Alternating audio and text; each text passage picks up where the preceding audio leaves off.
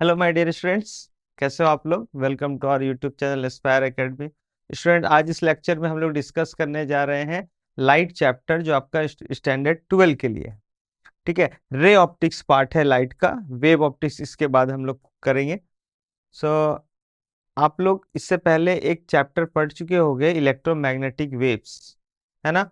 सो electromagnetic waves में हम लोग इलेक्ट्रोमैग्नेटिक वेव के स्पेक्ट्रम की बात करते हैं अगर, तो हम लोग बोलते हैं कि रेडियो वेव से हमारा इलेक्ट्रोमैग्नेटिक वेव्स को कैटेगराइज किया गया है ना। क्या क्या होता है? Radio waves, microwaves, infrared, visible, ultraviolet, X ray और गामा रे, है ना। थोड़ा सा हम लोग इस पर डिस्कशन कर लेते हैं, क्योंकि आप लोग ये चैप्टर पढ़ के आए होंगे इलेक्ट्रोमैग्नेटिक वेव्स, तो लाइट क्या है उसके बारे में अगर हम लोग डीपली जाने, तो यहाँ पर इलेक्ट्रोमैग्नेटिक वेव्स से हम लोग देखते हैं कि इस वेव का जो रेंज होता है फ्रीक्वेंसी के अकॉर्डिंग और वेवलेंथ के अकॉर्डिंग हम लोग बोले, तो क्या बोला गया है, जैसे जैसे आप रेडियो वेव से गामा वेव की तरफ जाओगे, इसकी फ्रीक्वेंसी जो है इंक्रीज करते जाएगी। कितना से कितना? To 10 to the power 23 hertz तक होती है। हर्ट्स, हर्ट्स में फ्रीक्वेंसी को रखते हैं। और वेवलेंथ की बात करते हैं तो बोला गया है कि ये 10 to the power 7 nanometre to 10 to the power -14 means आप रेडियो वेव से गामा रे की तरफ मूव करोगे तो फ्रीक्वेंसी डिक्रीज होते जाता है, सॉरी वेवलेंथ, नैनोमीटर, है ना।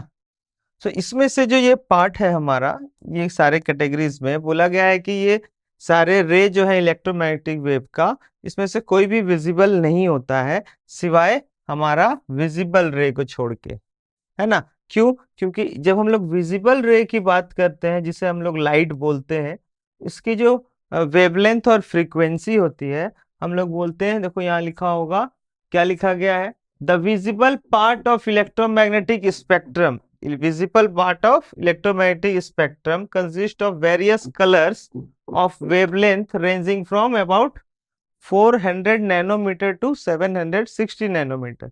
मीन्स ये 400 नैनोमीटर वेवलेंथ से 760 नैनोमीटर तक का इसका रेंज होता है वेवलेंथ का। और ये फिर आगे चल के कैटेगराइज हो जाता है आपका 7 डिफरेंट कलर्स में, जिसको हम लोग स्पेक्ट्रम ऑफ लाइट बोलते हैं, है ना। वो आपका विबग्योर यहां से होगा।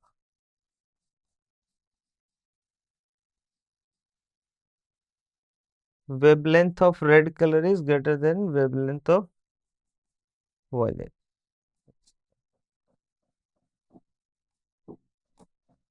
ये हो गया विबग्योर, है ना, जिसमें इनका सभी का अलग अलग अपना एक फ्रीक्वेंसी होता है। सो लाइट जो चैप्टर है वो इसी वेव के बारे में है, इसी इलेक्ट्रोमैग्नेटिक वेव के बारे में है, जिसे हम लोग देख सकते हैं, समझे। जिस रेंज को हमारा आई जो है देख सकता है, जिसके हेल्प से हम लोग किसी भी चीजों को देखते हैं। ठीक। सो यहाँ पे क्या लिखा जाता है, the nature of light is mystery event today. आज भी लाइट एक तरह से मिस्ट्री बोला गया है, अभी भी इसके बारे में हम लोग जितनी भी जानकारियां जानते हैं उसको कंप्लीट नहीं बोलते हैं। Since the size of the object which we generally see in our daily life are very large as compared to the wavelength of light। जो वेवलेंथ है देखो ये नैनोमीटर में, नैनोमीटर का मतलब हो गया 10 to the power -9 metre. Means बहुत बहुत लेस, जिसे हम लोग देख नहीं सकते उस वेवलेंथ को, बट उसके हेल्प से हम लोग किसी भी चीजों को देखते हैं। ओके। और जिस भी चीजों को देख रहे हैं उसके कंपैरिजन में वेवलेंथ बहुत स्मॉल है और वो बॉडी काफी लार्ज है। So light appears to travel in a straight line इसलिए बोला गया लाइट स्ट्रेट लाइन में ट्रेवल करता है। Light travelling along straight line path is called ray of light. जो वेव हमारा स्ट्रेट पाथ में चल रहा होता है, जिसे लाइट अगर स्ट्रेट पाथ में चल रहा है तो उसे हम लोग रे ऑफ लाइट बोलते हैं। और बीम ऑफ लाइट बोला जाता है जब बंडल्स ऑफ रेज होंगे, बहुत सारे रेज एक साथ पैकेज में हम लोग रेज को बोलेंगे, अगर आ रहा होगा तो इसे हम लोग बोलेंगे beam of light. It is beam of light. और कोई एक सिंगल रे ऑफ लाइट बाहर आ रहा होगा जिसे हम लोग रे ऑफ लाइट बोलते हैं, रे। ठीक है। तो अब ये नेचर में देखा गया कि लाइट जो है बहुत सारा फेनोमिना शो करता है, जिसमें एक रिफ्लेक्शन है, रिफ्रैक्शन है, डिस्पर्सन है, स्कैटरिंग है। तो हम लोग फर्स्ट डिस्कस करते हैं स्कैटरिंग रिफ्लेक्शन ऑफ लाइट का। सो क्या बोला गया है, when any ray of light fall on any surface of एक ऑब्जेक्ट में, है ना, तो उससे वो रिफ्लेक्ट करके बाउंस बैक हो जाता है इन सेम मीडियम। मीन्स अगर हम लोग बोले इधर एयर है और इधर मिरर हम लोग रख रहे हैं, mn एक मिरर है, तो रे ऑफ लाइट जो है इस मिरर के सरफेस पे फॉल करके, या फिर कोई ऐसा सॉलिड बॉडी है, ओपेक ऑब्जेक्ट है जिसमें लाइट रे इंटर नहीं कर सकता, सो वो रिटर्न बैक आएगा। और एयर मीडियम है तो वापस फिर उसी मीडियम में बाउंस बैक हो जाता है ना। जिसमें हम लोग बोलते हैं कि जिस पॉइंट पे वो फॉल कर रहा है उससे आप एक परपेंडिकुलर ड्रॉ करते हो इस सरफेस पे, तो उसे हम लोग नॉर्मल बोलते हैं। सो नेचर में देखा गया कि लाइट इस तरह से रिफ्लेक्ट कर रहा है, जिसे बोला गया रिफ्लेक्शन ऑफ लाइट, है ना। और ये लाइट जो इन रे ऑफ लाइट जो इन कर रहा है इसको इंसिडेंट रे बोला गया। इसको बोला गया रिफ्लेक्टेड रे। ओके। तो ये सारी चीजें तो आप लोग स्टैंडर्ड 10 में पढ़े होंगे, है ना, 9-10 में आप लोग का सिलेबस में होगा, तो बेसिक नॉलेज है ये। और लॉ की बात करें, reflection of law of reflection of light, तो बोला गया कि ये जो हमारा इंसिडेंट रे है, रिफ्लेक्टेड रे है और नॉर्मल है, ये all are lie in a same plane. Like इस बोर्ड को अगर हम लोग एक प्लेन सरफेस माने, तो इस सरफेस में जितने भी रेज होंगे, इंसिडेंट रे, रिफ्लेक्टेड रे और नॉर्मल, ये सारे एक ही प्लेन पे लाई कर रहा होगा। समझे। सेकेंड लॉ बोला गया है कि यहाँ पर अगर ये एंगल फॉर्म कर रहा होगा, सो एंगल आई, नॉर्मल और इंसिडेंट रे के बीच में जो एंगल होगा उसे एंगल ऑफ इंसिडेंट बोलते हैं, और इसे एंगल ऑफ रिफ्लेक्शन बोलते हैं, है ना। Both are equal. Second law बोला गया I is equal to angle are.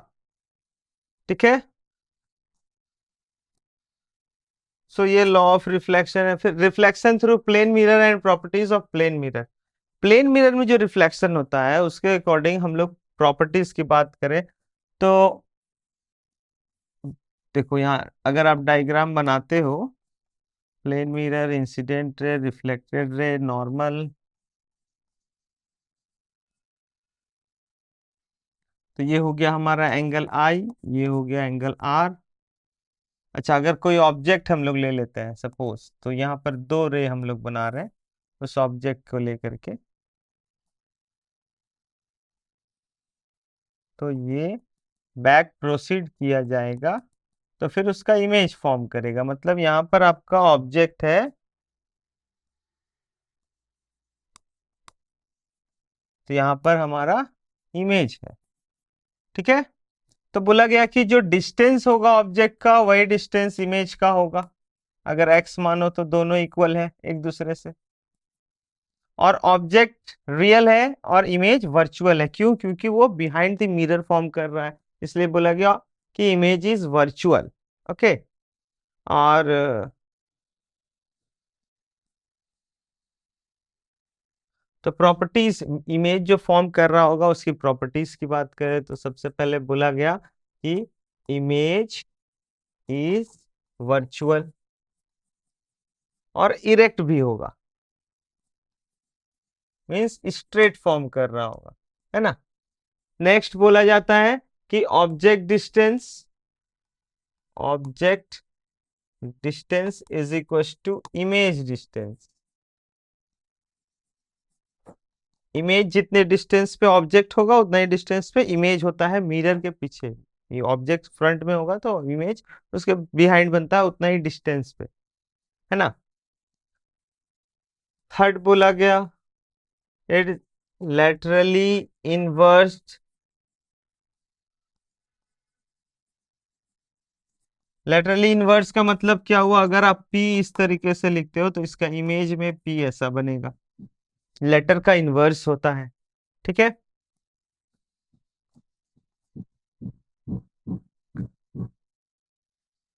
Size की बात करें तो साइज भी सेम होगा, डिस्टेंस साइज की भी, size of image is equal to size of object, ठीक है। इसके बाद बोला जाता है कि अगर हमारे पास कोई दो प्लेन मिरर होगा और वो दोनों प्लेन मिरर को एक सर्टेन एंगल के बीच में रखते हैं थीटा, और उसके बीच में अगर कोई ऑब्जेक्ट आ जाता है तो उस ऑब्जेक्ट का नंबर ऑफ इमेजेस कितने फॉर्म करेंगे। सो हम लोग अगर देखें तो यहाँ पर फर्स्ट M1 मिरर ले लेते हैं, ये M2 मिरर है। सो फर्स्ट इमेज हमारा जो फॉर्म कर रहा होगा ऑब्जेक्ट के लिए वो हो जाएगा ये। फिर इसका डिस्टेंस इस M2 सेकेंड मिरर से इस इमेज का जो डिस्टेंस फॉर्म कर रहा होगा वो हो जाएगा इधर उतना ही डिस्टेंस पे। फिर ये इस मिरर के रेस्पेक्ट में जितना डिस्टेंस होगा उसका इमेज उतना फॉर्म करेगा। तो इस तरह से ये फर्स्ट इमेज बन गया, ये सेकेंड इमेज बन गया, ये थर्ड इमेज बन गया। मीन्स फर्स्ट से जो ऑब्जेक्ट का इमेज बन रहा है वो सेकेंड मिरर के लिए ऑब्जेक्ट बन जाता है, और फिर सेकेंड मिरर से जो इमेज बन रहा उस वो फर्स्ट मिरर के लिए ऑब्जेक्ट बन जाएगा, फिर उससे इमेज। तो इस तरह से चलते रहेगा। तो ये कब तक चलेगा और कितने नंबर ऑफ इमेजेस फॉर्म करेंगे।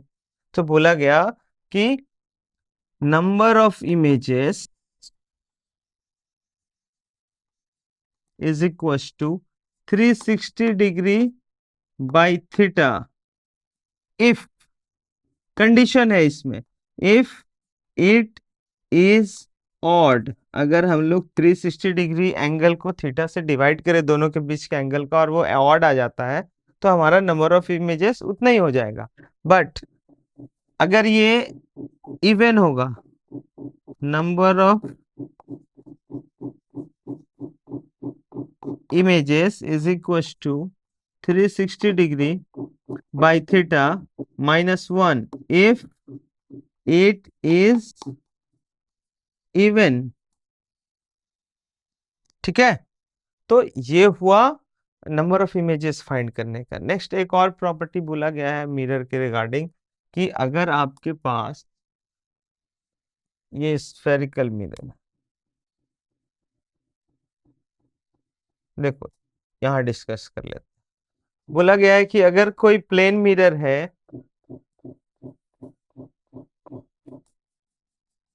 ठीक है, और कोई incident ray of light fall कर रहा और फॉल करके रिफ्लेक्ट हो रहा, तो ये रिफ्लेक्टेड रे हो गया, यहाँ नॉर्मल हो गया, N1 ले लेते, ठीक है। तो अगर ये एंगल थीटा फॉर्म करता है, एंगल I और एंगल R ले लेते हैं, ठीक है। अब बोला गया कि अगर आप इस मिरर को थीटा डिग्री एंगल रोटेट करते हो, ठीक है, मिरर को थीटा डिग्री एंगल रोटेट करती है,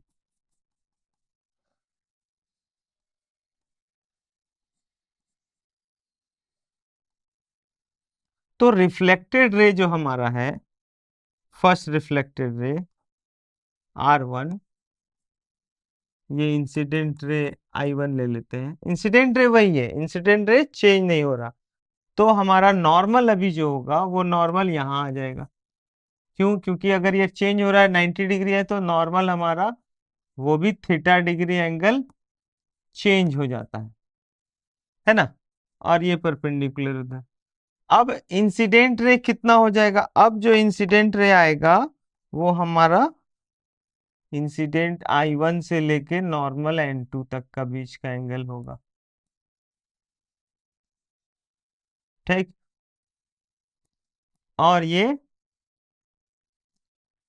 रिफ्लेक्टेड रे किधर जा रहा होगा, रिफ्लेक्टेड रे हम बात करें तो सेकेंड रिफ्लेक्टेड रे जितना ये एंगल फॉर्म कर रहा उतना ही डिग्री एंगल से जा रहा होगा, सेम एंगल से रिफ्लेक्टेड रे।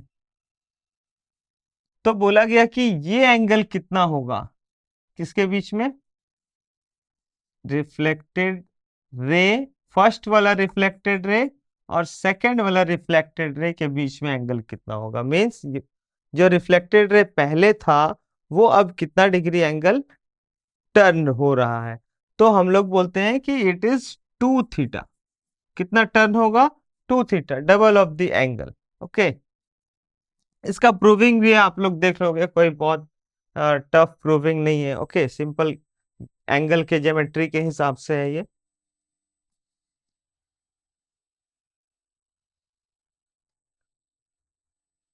हम्म,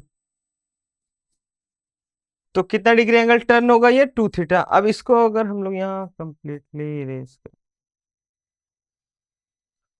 चलिए अब आते हैं, बात करते हैं कि प्लेन मिरर तो एक जिसका सरफेस फ्लैट होगा, और कर्व मिरर जिसका सरफेस, स्फेरिकल मिरर जिसका सरफेस कर्व होगा, है ना। तो स्फेरिकल मिरर क्या है, स्फेरिकल मिरर पढ़े हो आप लोग, कुछ उतना ज्यादा इसमें इंपॉर्टेंट मतलब स्फेरिकल मिरर है जो उतना ज्यादा टफ पार्ट है नहीं। तो हम लोग बोले तो अगर हम लोग किसी स्फेयर का एक स्मॉल एपर्चर होता है, स्मॉल सेक्शन कट करके निकालते हैं, जिसे हम लोग स्फेरिकल मिरर बोलेंगे। अब मिरर बनाने के लिए हमें इसे पेंट करना होगा, मीन सिल्वरेट करना होगा। तो सिल्वरेट करने का मेथड में बोला गया कि इसे अगर आप आउटसाइड से पेंटेड करते हो तो ये बन जाता है कनकेव मिरर, है ना। और इनसाइड से जब आप इसे पेंट करोगे, मीन्स सिल्वर्ड करोगे, तो ये बन जाएगा कन्वेक्स मिरर। ओके, तो हमारे पास 2 डिफरेंट मिरर यहाँ दिखते हैं। अब इस स्फेयर का अपना एक सेंटर है जिसे सेंटर ऑफ कर्वेचर बोलेंगे, है ना। ये 2 पार्ट हो गया, एम और एन हमारा एपर्चर। और इस एपर्चर का एरिया का जो सेंटर होता है उसे हम लोग क्या बोलते हैं, pole of the mirror. Now a line which passes through the center of curvature and pole of the mirror is called principal axis. जो लाइन पे सेंटर ऑफ कर्वेचर और principal pole of the mirror के बीच से पास कर रहा होगा उसे प्रिंसिपल एक्सिस बोला जाता है। तो दोनों में, इसके लिए प्रिंसिपल पोल ये हो गया, प्रिंसिपल एक्सिस ये हो गया, है ना। सेंटर ऑफ कर्वेचर दोनों के लिए सेम हो जाएगा। और हम लोग पोल को ओरिजिन मानते हैं, पोल को ओरिजिन मानेंगे तो क्या हो जाएगा, देखो हमेशा पोल को ही ओरिजिन मानना है साइन कन्वेंशन में। तो यहां से आपका लेफ्ट साइड में आपका इसका सेंटर ऑफ कर्वेचर है, जो बोला गया कि इसका रेडियस सेंटर से आर्क तक का लेंथ को हम लोग बोलते हैं रेडियस है। तो रेडियस जो होगा वो पोल से लेफ्ट साइड मीन्स नेगेटिव हो जाएगा, और इसका पोल से राइट साइड हो जाता है, इसीलिए रेडियस ऑफ कन्वेक्स मिरर जो होता है वो पॉजिटिव हो जाता है। ठीक है, अब फोकस की बात करें, सो फोकस हमारा बोला गया है कि वो मिड पॉइंट होता है सेंटर ऑफ कर्वेचर का और पोल का। बाकी आप लोग ये भी जान रहे हो कि पैरेलल रेज आकर के जिस पॉइंट पे, पैरेलल रेज आकर के जिस पॉइंट पे मीट होते हैं, है ना, उस पॉइंट को बोला गया फोकस। किसमें, ये बात हम लोग कर रहे हैं कनकेव मिरर का। यही तो डिफरेंस है दोनों मिरर में, कि एक में पैरेलल रेज इंफिनिटी से आ रहा होगा तो कन्वर्ज होकर के किसी एक पॉइंट पे मीट करता है, और एक में जब पैरेलल रेज आ रहा होता है तो वो किसी पॉइंट के रेफरेंस में डाइवर्ज होता है, किसी पॉइंट के रेफरेंस में डाइवर्ज हो जाता है, इसीलिए इसे डाइवर्जिंग मिरर भी बोलते हैं और उसे कन्वर्जिंग मिरर भी बोलते हैं, है ना। तो इसका फोकस यहाँ हो गया। अब फोकस, फोकल लेंथ बोला गया है कि पोल और फोकस के बीच के डिस्टेंस को फोकल लेंथ बोलते हैं। तो फोकल लेंथ अगर हम लोग बात करें तो कन्वेक्स मिरर में फोकल लेंथ हमारा नेगेटिव साइड बन रहा, F, F is always negative, और इसमें हमारा फोकल लेंथ पॉजिटिव साइड बन रहा, तो F is negative, left side form कर रहा है ना। तो ये आपका स्फेरिकल मिरर है जो टू टाइप्स के हैं, जिसमें कनकेव मिरर और एक कन्वेक्स मिरर बोला गया है, जिसका फोकस आपका एक का रियल फोकस होता है, एक वर्चुअल फोकस होता है। इसमें फोकस किसी पॉइंट पे हमें लगता है, ऐसा अपीयर होता है, बट होता नहीं, रियल में नहीं होता, तो इसे वर्चुअल माना गया है। ठीक है, अब इस स्फेरिकल मिरर का हम लोग एक मिरर फॉर्मूला जाने, क्या कि 1/f is equal to 1/v plus 1/u। Standard 10 में आप लोग पढ़े होंगे मोस्टली स्टूडेंट। और magnification is equal to height of image by height of object. और एक फॉर्मूला पढ़े -v/u। और एक रिलेशन देखे, रेडियस जो होता है वो फोकल लेंथ का डबल है, यानी कि फोकस मिड पॉइंट है, focal length half of the radius होता है ना। सो अब इस चीज को हम लोग प्रूफ करके देखेंगे कि ये जो रिलेशन है वो किस तरीके से एग्जैक्टली किस फॉर्म में है, किस तरीके से बना हुआ है। ओके, तो terms related to thin spherical mirror में कुछ कुछ टर्म्स की बात करें तो वही आ जाता है आपका centre of curvature, focus, pole, aperture of the mirror, principal axis, बस यही है radius of curvature. Now relation between focal length and radius of curvature, क्या होता है रिलेशन फोकल लेंथ और रेडियस ऑफ कर्वेचर में? सो बोला गया है focal length is half of the radius. अब देखो इसको कैसे हम लोग प्रूफ करते हैं। अगर हमारे पास कोई एक कन्वेक्स मिरर है, इसका पोल हो गया, फोकस हो गया, सेंटर ऑफ कर्वेचर हो गया, और कोई ray of light, parallel ray of light आया और वो फॉल करके फोकस से पास हो गया। ठीक है, सो अगर हम सेंटर ऑफ कर्वेचर से एक लाइन ड्रॉ करते हैं तो ये हमारा नॉर्मल होगा, radius is always perpendicular to the arc. Arc में अगर आप टेंजेंट ड्रॉ करते हो तो वो उसमें 90 डिग्री होता है, तो कभी भी याद रखिएगा रेडियस ऑफ कर्वेचर जो होता है उस आर्क पे हमेशा परपेंडिकुलर होगा। ओके, तो अब नॉर्मल की तरह बिहेव करेगा हमारा रेडियस ऑफ कर्वेचर। ठीक है, तो यहां पर एंगल आई इंसिडेंट एंगल और angle R reflected angle form कर रहा होगा। अगर ये दोनों एंगल इक्वल होता है तो हम लोग बोले कि ये भी थीटा हो गया और ये भी एंगल थीटा है। ओके, अब आप देखोगे कि ये जो रे है इसको हम लोग यहां पर नेमिंग कर दिया जाए, ए और बी कर दिए।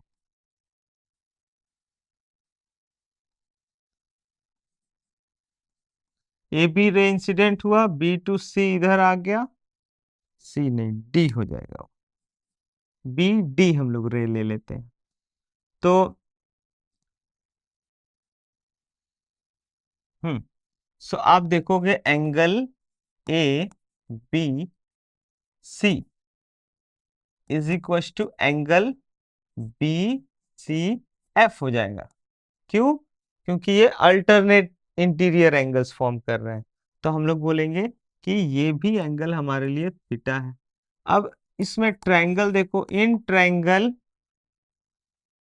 सी बी एफ,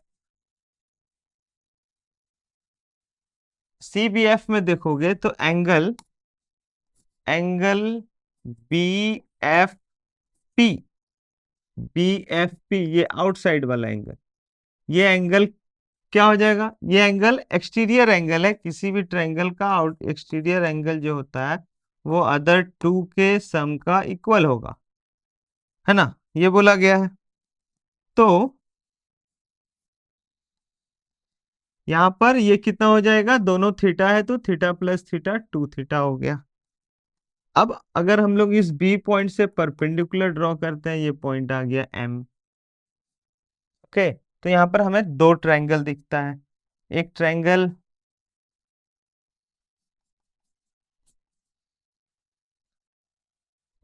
दिखता है B M C, and one more triangle B M F. ये दो ट्रायंगल दिखता है, जिसमें अगर हम लोग बोले तो टेन थीटा जो यहाँ पर है, थीटा लगाओगे तो perpendicular by base is equal to B M by C M. Okay, जिसको हम लोग अप्रोक्सीमेटली हम लोग बोलते हैं कि थीटा मान लिया जाए, क्योंकि एंगल जो होगा वो बहुत स्मॉल है, तो tan theta is equal to theta मान लिया जाएगा, जिसकी वैल्यू हो गई B M by C M. और सेकेंड ट्रायंगल में हम लोग बात करें तो tan two theta is equal to M F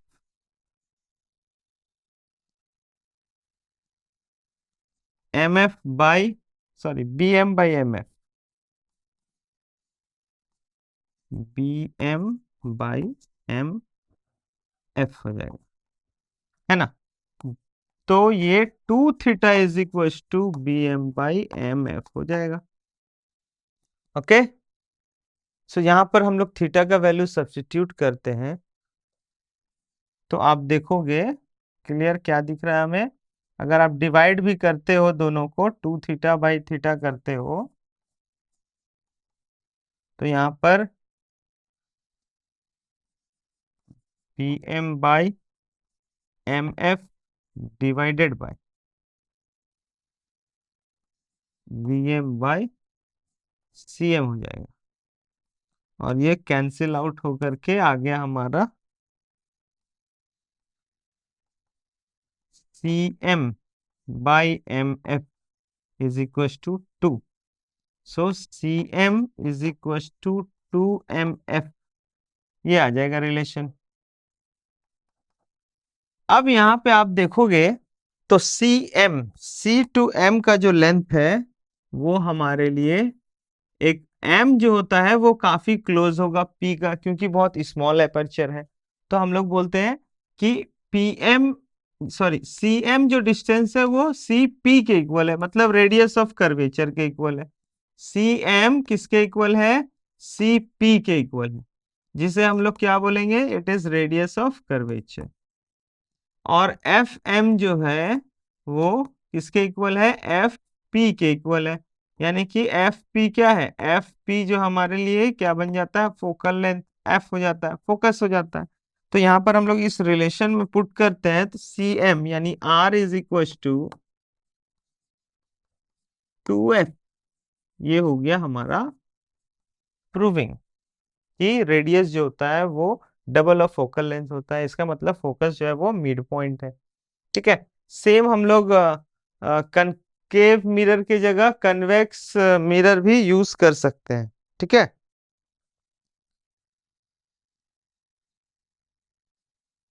mirror formula for concave mirror. अब हम लोग बात करते हैं मिरर फॉर्मूला का, कि मिरर फॉर्मूला कैसे प्रूफ किया जाए। तो उसके लिए सबसे पहले हम लोग ले रहे हैं कनकेव मिरर, और कनकेव मिरर में आप लोग अच्छी तरह जानते हो कि दो टाइप्स के इमेज फॉर्म करते हैं, रियल इमेज और वर्चुअल इमेज। सो पहला कंडीशन हम लोग ले रहे हैं when real image is formed. तो सबसे पहले हमारा एक कनकेव मिरर ले रहे हैं। ये हो गया पोल, फोकस, सेंटर ऑफ कर्वेचर। अब रियल इमेज फॉर्म करने के लिए हम लोग बोलेंगे कि ऑब्जेक्ट को बियॉन्ड सी रखते हैं, है ना। तो इसका इमेज आपका फॉर्म कर रहा होगा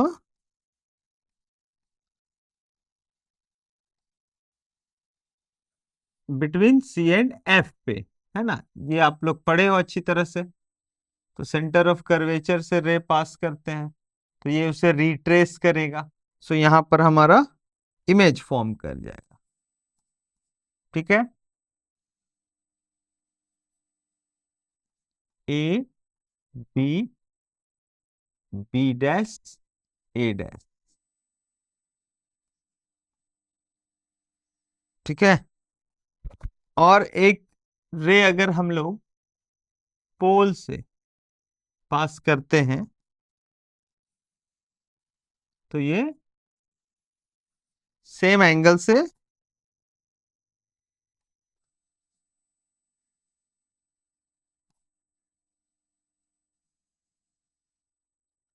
रिफ्लेक्ट कर रहा होगा, है ना, जिसमें प्रिंसिपल एक्सेस हमारे लिए नॉर्मल बन जाता है, पॉइंट ऑफ रिफ्लेक्शन पोल हो गया हमारा। ठीक है, तो ये डायग्राम आप अच्छे से देख लो, इसमें क्या क्या हम लोग नोटिफिकेशन नोट करते हैं, किसे क्या बोला जा रहा है। सो ये आपका हो गया फोकल लेंथ पोल से एफ, ये हो गया हमारा image distance from pole, this is called V, ये हो गया हमारे लिए सेंटर ऑफ कर्वेचर जिसे हम लोग रेडियस आर बोलेंगे, और ये हो गया object image, sorry object distance जहां रखा गया from pole, that is U. ठीक है, ओके। अब देखो, इसे प्रूफ करने के लिए हम लोग बेसिक सिंपल स्टेप्स फॉलो करें तो 3 स्टेप्स 4 स्टेप्स में ये आपका फॉर्म कर जाता है। पहला आपको कंडीशन लेना पड़ा रियल इमेज जो फॉर्म कर रहा है, और रियल इमेज में आपका एक रे आपका सेंटर ऑफ कर्वेचर से पास कर रहा होगा और एक रे पोल से रिफ्लेक्ट कर रहा होगा। सो फर्स्ट हम लोग देखते हैं, सेकेंड स्टेप्स में हम लोग बोलते हैं कि ट्रायंगल्स पे ज्यादा फोकस करना है। In triangle ABC, ABC triangle and triangle A dash B dash C, ये दोनों ट्रायंगल में आप देखोगे तो अपोजिट एंगल इक्वल है थीटा, ठीक है, और ये 90 डिग्री, ये भी 90 डिग्री। सो आप बोलोगे कि दो एंगल इक्वल है तो third must be equal. So angle angle angle criteria से दोनों ट्रायंगल क्या हो जाता है, दोनों ट्रायंगल हमारे लिए सिमिलर हो जाएगा। तो हम लोग बोलेंगे कि triangle A B C and triangle A dash B dash C dash both are similar, are similar. So similar होने से क्या होगा, सिमिलर होने से कॉरस्पॉन्डिंग साइड्स का रेशियो इक्वल होता है। तो हम लोग बोलेंगे C B by C B dash is equal to A B by A dash B dash. ठीक है, इसको इक्वेशन 1 मान लो। अब फिर इन ट्रायंगल और एक ट्रायंगल पे फोकस करोगे तो A B P, P point से, ठीक है। So A B P and triangle A dash B dash P both are similar,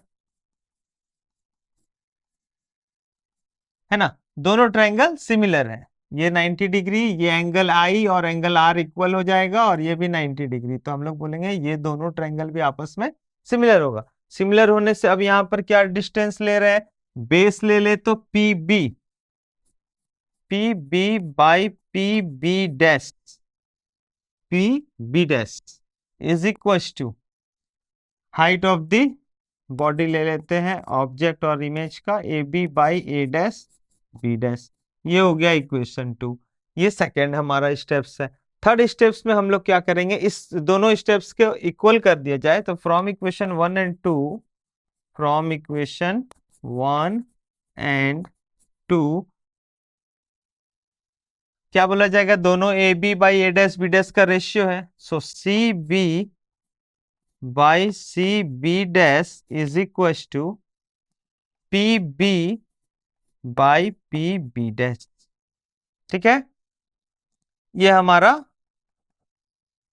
similar करने से आता है। नेक्स्ट हम लोग सी बी, आप देखोगे सी बी, अब हम लोग पुट करते हैं, थर्ड स्टेप बोला जाएगा साइन कन्वेंशन के अकॉर्डिंग वैल्यूज पुट करने। तो यहां पर आप देखोगे सी बी किसके इक्वल है, C B, C to B length. तो अगर हम लोग टोटल देखें तो यू हमारा ऑब्जेक्ट डिस्टेंस है और सी तक का रेडियस है। सो यू में से आप रेडियस को माइनस करोगे, means P B minus P C करोगे तो हमारा सी बी लेंथ निकल जाएगा। और पी बी क्या है हमारा, पी टू बी हमारा यू है और पी टू सी आर है। ठीक है, तो हम लोग बोलेंगे अच्छा साइन कन्वेंशन के साथ अगर हम लोग यूज करें तो C B is equal to क्या आ जाता है हमारा, C B is equal to, देखो पोल्स हमारा ओरिजिन है तो सारे चीजें लेफ्ट साइड है तो सारा चीज नेगेटिव होगा। So P B is equal to minus U minus P C minus R. ठीक है, सॉल्व किया जाए तो सी बी हो जाता है, आर पॉजिटिव हो जाएगा, यू हो जाएगा नेगेटिव। ठीक है, और C B dash, C B dash तो आर माइनस वी हो जाएगा, है ना।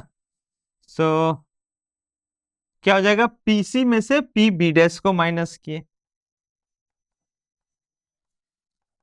सी B dash is equal to total distance P C minus R minus P B dash minus V, मतलब इसको हम लोग देखें तो v माइनस माइनस पॉजिटिव हो जाता है, v माइनस आर हो गया।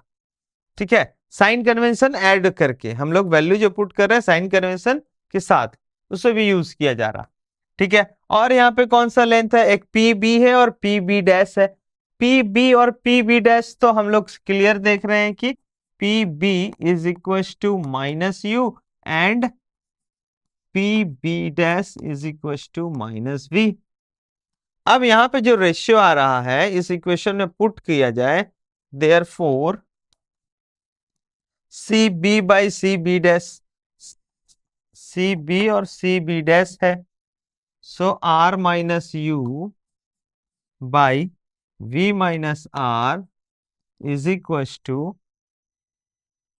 P B minus U by P B dash minus V, से माइनस माइनस प्लस हो जाएगा। इस इक्वेशन को हम लोग सॉल्व करेंगे तो हमारा रिलेशन आ जाएगा। सो हम लोग बोले R minus U by V minus R is equal to U by V, minus minus sign positive plus ले लेंगे, है ना। ये जो relation R minus U by V minus R equal to minus U by minus V में minus minus cancel, दोनों positive हो जाएगा, तो हम लोग यहाँ पर पॉजिटिव ले लिए। अब क्रॉस मल्टीप्लाई किया जाए तो R V minus U V is equal to U V minus R U. ठीक है, यू वी को इधर भेज दिया जाए, आर यू को इधर भेज दिया जाए, R V minus minus minus plus R U is equal to two U V. ठीक है, अब यहां पर हम लोग अगर डिवाइड करें both side u v and r तीनों से मल्टीप्लाई, तीनों का मल्टीप्लिकेशन से डिवाइड करते हैं दोनों तरफ u v एंड r।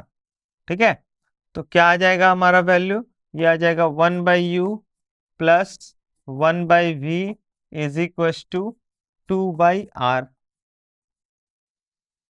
और r is equal to r/2 हमारा f is equal to r/2 होता है, सो 1/f is equal to 2/r हो जाएगा। ये तो सिंपल सा कैलकुलेशन है।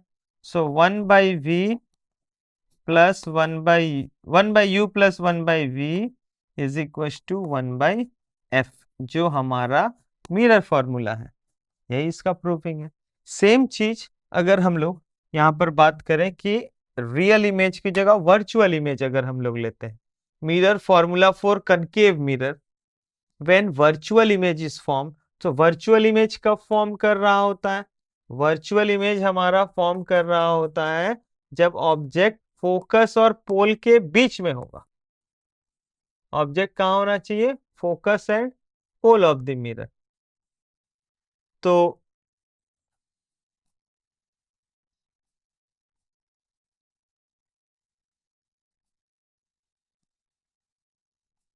ऑब्जेक्ट हम लोग रखते हैं एक between pole and focus. So image कैसा फॉर्म करेगा इस कंडीशन में, रे डायग्राम जल्दी से बना लेते हैं हम लोग। Parallel raise pass from focus, centre of curvature से वो रिट्रेस करेगा और एक पोल से कर लेते हैं जो सेम एंगल से रिफ्लेक्ट कर रहा होगा। तो ये सारे टोटल नंबर ऑफ रेज को आगे प्रोसीड करते हो तो ये रेज एक पॉइंट पे आके मीट करते हैं जहां पर हमारा इमेज फॉर्म कर रहा होगा, है ना, यही बोला गया है। तो हमारे लिए इमेज यहां फॉर्म कर गया, ठीक है।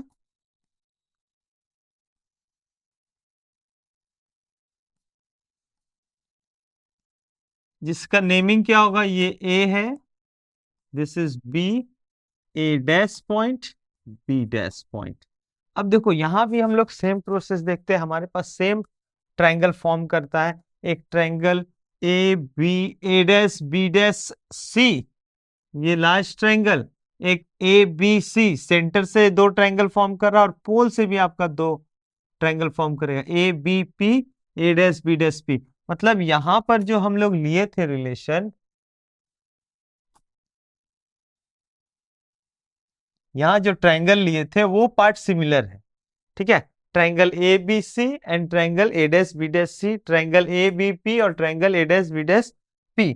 तो उसके बिहाफ में हम लोग देखें सो फिर से हमारा रेशियो आता है ना। So triangle A B C and triangle A dash B dash C, उसके बिहाफ में रेशियो क्या आ जाएगा, सी पॉइंट से। So A B by A dash B dash is equal to C B by C B dash, ठीक है। और triangle A B P and triangle A dash B dash P both are also similar, similar होगा, ये 90 degree हो जाता है और ये एंगल इक्वल होगा, ठीक है। तो उसके बिहाफ में फिर हम लोग बात करें,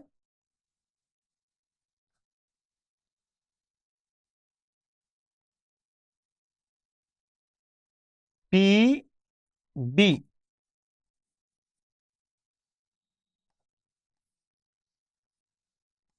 क्या हो जाएगा, पहले हम लोग यहां से ले लेते हैं, हाइट ले लेते हैं A B by A dash B dash equal to P B by P B dash, ठीक है।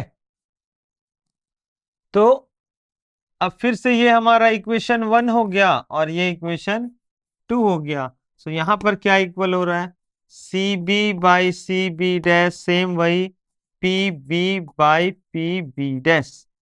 अब हमारा काम ये है कि पी बी और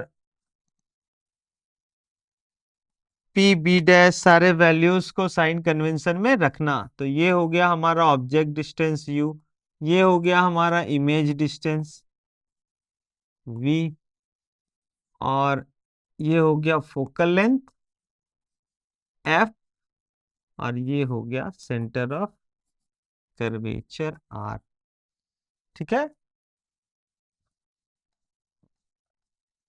तो क्या दिख रहा है हम लोगों को, यहाँ पे आप देख सकते हो C B, C to B जो लेंथ है वो आपका टोटल आर में से यू को माइनस करते हो। तो हम लोग यहाँ पर देखते हैं कि हमारा जो सी बी है, C B is equal to R minus U, और दोनों नेगेटिव है। तो साइन कन्वेंशन के अकॉर्डिंग आर माइनस यू करोगे तो यू नेगेटिव रखने से पॉजिटिव हो जाएगा। सो ये बन जाएगा U minus R, sign convention के यूजिंग करके, ठीक है। और सी बी डैश क्या बन गया हमारा, C B dash is equal to C B dash, यहां देखोगे तो एक कंप्लीट लेंथ है, आर प्लस यू हो जा रहा। सो आर नेगेटिव होगा और वी पॉजिटिव होगा, क्योंकि वो बिहाइंड द मिरर है, पोल के राइट साइड है। तो हम लोग बोलेंगे it is V minus R, क्योंकि जो पॉजिटिव उसको पॉजिटिव, जो नेगेटिव उसको नेगेटिव रखेंगे, ऐड कर रहे हैं। तो ये बन गया वी माइनस आर, ठीक है। अब पी बी,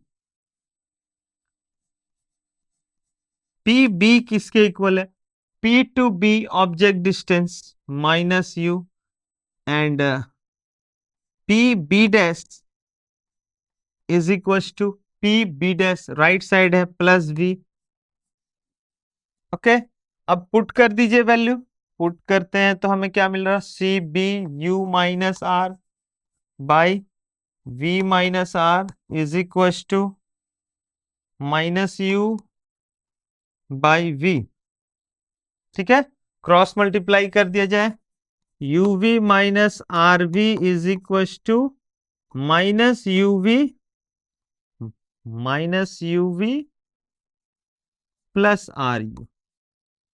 ठीक है, यू वी को इधर भेज दिया जाए, 2uv हो जाएगा और इधर हो गया R U plus R B. फिर से वही देखो, वही रिलेशन आ रहा है, तो इसको हम लोग अगर डिवाइड कर देते हैं, किससे डिवाइड करेंगे? डिवाइड करेंगे u into V into R से, दोनों तरफ u into V into R से। तो हमें क्या मिल जा रहा? यहां पर आ जाएगा 2/r is equal to 1/v plus 1/u। और 2/r को फिर से हम लोग 1/f लिख सकते हैं। तो यहाँ पे बोला जाएगा 1/f is equal to 1/u plus 1/v या फिर 1/v प्लस 1/u, जो कि फिर से हमारा मिरर फॉर्मूला हो जाता है। ठीक है, सो सेम प्रोसेस यहाँ भी है, बस डायग्राम में चेंजेस थोड़ा सा हो जाता है। सेम चीज अगर हम लोग कनकेव मिरर नहीं लेकर के कन्वेक्स मिरर लेते हैं, mirror formula for convex mirror, तो कन्वेक्स मिरर से वर्चुअल इमेज फॉर्म करता है। सो एक अगर हम लोग कन्वेक्स मिरर ले ले,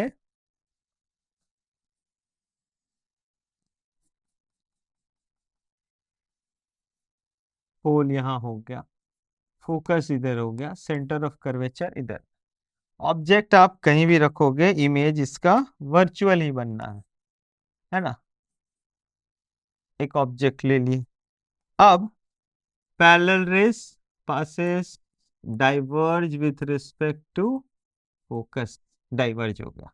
ठीक है, पोल से अगर हम लोग कोई रे देंगे तो वो इधर जाएगा, लॉ ऑफ रिफ्लेक्शन के अकॉर्डिंग। ठीक है, और सेंटर ऑफ कर्वेचर से अगर आप लेते हो तो ये तो पास नहीं होगा, बट हम लोग इमेजिनरी लाइन ड्रॉ करते हैं तो वो सारे पॉइंट्स एक ही पॉइंट, ये तीनों पॉइंट्स एक ही पॉइंट पे जाकर के मीट करेंगे, जिसे हम लोग बोला गया कि वहां हमारा इमेज फॉर्म कर रहा होगा। So A B and A dash B dash. ठीक, तो यहां पर हमें एक रे इस तरह से बनता हुआ दिखता है, एक रे इस तरह से जाता हुआ दिखता है फोकस की तरफ, और एक डॉटेड लाइन इस तरह से। ठीक है, अब देखो यहां पर भी फिर वही बात आ जाता है कि हमें पोल से ए डैश बी डैश और ए बी दो ट्रायंगल मिल रहे हैं, और सेंटर ऑफ कर्वेचर से फिर हमें दो ट्रायंगल मिल रहा है। तो in triangle A B C and triangle A dash B dash C. ठीक है, इसमें क्या होगा? A B by A dash B dash is equal to C B by C B dash, equation 1। In triangle A B P and triangle A dash B dash P, क्या दिख रहा है? फिर ये दोनों ट्रायंगल सिमिलर होगा, है ना। A B P A dash B dash P, ये राइट एंगल, ये भी राइट एंगल, ये एंगल इक्वल करके, तो पी बी यानी A B by height of object by height of image is equal to किसके इक्वल हो जा रहा है? P B by P B dash. ठीक है, equation 2। So from equation 1 and 2 क्या हम लोग बोलेंगे? C B by C B dash is equal to P B by P B dash. Same process, यहां तक तो सभी में सेम चल रहा है, आगे भी हम लोग, बस अब हम लोग को क्या करना है? साइन कन्वेंशन यूज करना है। तो साइन कन्वेंशन के अकॉर्डिंग बात करें तो पोल हमारे लिए ओरिजिन है, ठीक है, वाई एक्सिस की तरह काम करेगा वर्टिकल लाइन, ये प्रिंसिपल एक्सिस एक्स एक्सिस के। तो इससे ये हो गया हमारा ऑब्जेक्ट डिस्टेंस u, ये हो गया हमारा image distance v, right side है पॉजिटिव होगा। फोकल लेंथ f पॉजिटिव होगा। सेंटर ऑफ कर्वेचर r वो भी राइट साइड पॉजिटिव हो जाएगा। ठीक है, तो अब हम लोग यहाँ पर वैल्यूज कैलकुलेट करें, क्या हो जाता है value, C B is equal to क्या हो जाएगा, सी टू बी जाएंगे। सो देखो आप सी टू बी जब जाओगे तो क्या दिख रहा है, टोटल आर प्लस यू। ठीक है, और आर पॉजिटिव है यू नेगेटिव है, सो आर माइनस यू आप लिखोगे। ठीक है, उसके बाद अगर आप सी बी डैश की बात करोगे तो सी बी डैश आप कहां देख रहे हो, सी बी डैश ये है, so R minus we, are भी पॉजिटिव है वी भी पॉजिटिव, तो सिंपल ये हो जाएगा हमारे लिए आर माइनस वी। ठीक है, अब पी बी देख लो, P B, P to B ये सिंपल माइनस यू है, और P B dash plus B है। ठीक है, पुट कर दो, क्या हो जाएगा, इक्वेशन यहां पर है हमारा, है ना, इक्वेशन, इक्वेशन में पुट कर देना है सी बी का value R minus U by R minus V. ठीक है, equals to minus U by V, P B by P B dash. ठीक है, क्रॉस मल्टीप्लाई किए, R B minus U into V is equal to minus U R plus U into we.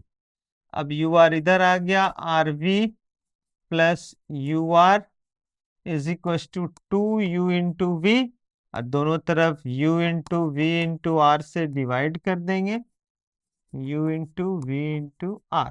तो क्या आ जाएगा, 1/u plus 1/v is equal to 2/r, जिसको हम लोग बोले it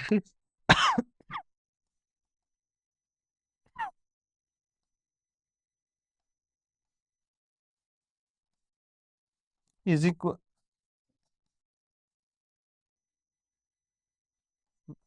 plus 1/v is equal to 1/f, जो हमारा मिरर फॉर्मूला है। तो इस तरह से हम लोग सब में सेम स्टेप्स फॉलो करते हैं, तो इसलिए हम लोग डिराइव कर लेते हैं।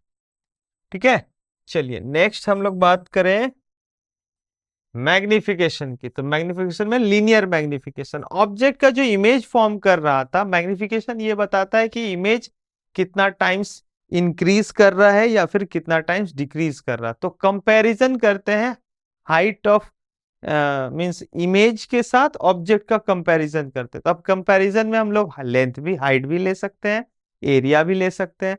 तो हम लोग पहले लीनियर मैग्निफिकेशन की बात की जाए, इसको m से रिप्रेजेंट किया जाता है, जो कि आपका height of image by height of object होता है। ठीक है, और इसका एक फॉर्मूला है minus V by U. Okay, और इसे अगर हम लोग अदर टर्म्स में कन्वर्ट करें, सो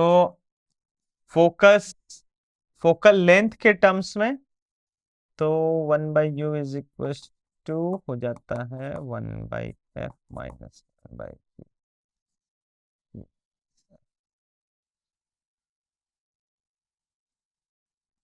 f minus V by F, F minus V by F, और हो जाएगा f by F minus U. ठीक है, ये आपका दो फॉर्मूला हो गया।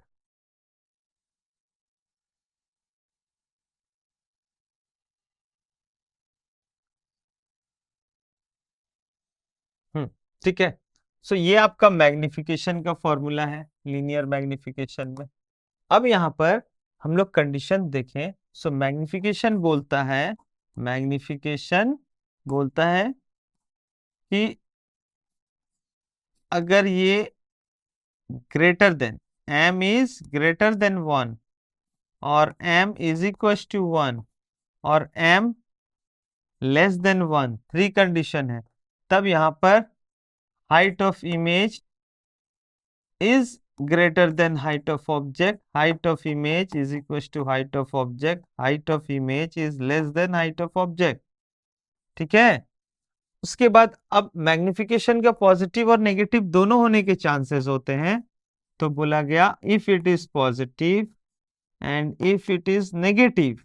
नेचर की बात करें, m पॉजिटिव कब होगा, तो आप देखोगे ये -v/u फॉर्मूला होता है, अगर हमारा v नेगेटिव हो जाए तो m पॉजिटिव हो जाएगा और u इज ऑलवेज नेगेटिव, है ना। m is equal to -v/u है, -v का स्पेस को भी खाली रखें, u इज ऑलवेज नेगेटिव, तो ये तो पॉजिटिव हो गया, तो m का पॉजिटिविटी और नेगेटिविटी नेचर जो होगा वो v पे डिपेंड करता है, मींस इमेज डिस्टेंस पे डिपेंड कर जाता है। तो v अगर पॉजिटिव होगा, और v पॉजिटिव कब होता है, जब वो बिहाइंड द मिरर होगा, it means virtual image form कर रहा होगा। So if m is positive then image is virtual, so virtual image will form। अब यहाँ पर क्या होगा, जब v हमारा पॉजिटिव होगा तो इमेज वर्चुअल होगा। अब नेगेटिव यानी कि इमेज जो है वो हमारा front of the mirror form कर रहा होगा। तो इमेज अगर हमारा फ्रंट ऑफ द मिरर है तो उस इमेज को क्या बोला जाता है, रियल इमेज इज फॉर्म। तो m का पॉजिटिविटी और नेगेटिविटी से पता चलता है कि इमेज का नेचर कैसा होगा। ठीक है। सो ये आपका हो गया आपका मैग्निफिकेशन। क्लियर है। चलिए, अब ये था आपका reflection of light complete, spherical mirror से और प्लेन मिरर से हो गया। तो मिलते हैं हम लोग फिर नेक्स्ट लेक्चर के साथ। Now thank you.